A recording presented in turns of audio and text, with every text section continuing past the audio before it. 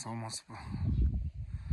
Саламатсыздар биздин катталуучулар жана достор. Сиздерге дагы азыркыларга салган үйүздө сунуштайбыз. Ушундай болду. Фундамент 60 см болду. Фундаменттин үстүндө 280 болду. Бул жага кире бериш, бул жага спальня, бул жага кухня болду.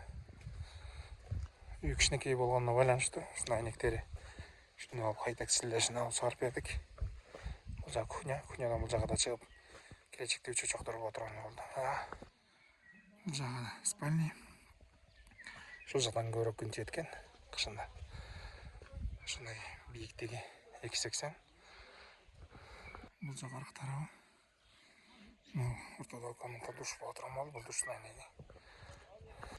Бул жактан кире бериши, бул жагына ригель коюп бердик. Так. Бул жага спальня. Бул жага кухня.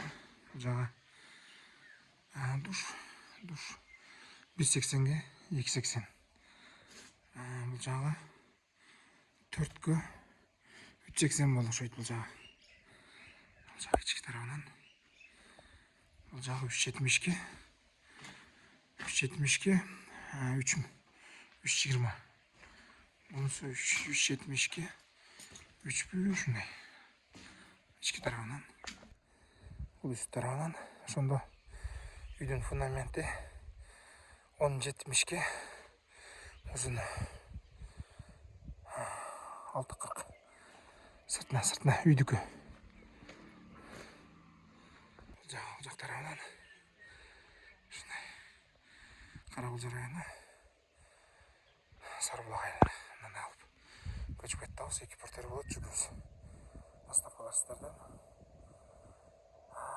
Кызмат бизден. Баасы фундамент менен подушкасынын устакысы 74 миң сом болду. Дуалынын акысы 154 миң сом болду. Бир 12-13 күндүк иш болду кудай калса фундамент менен. Толуу жер болгонуна байланыштуу жамгыр көп жайт экен.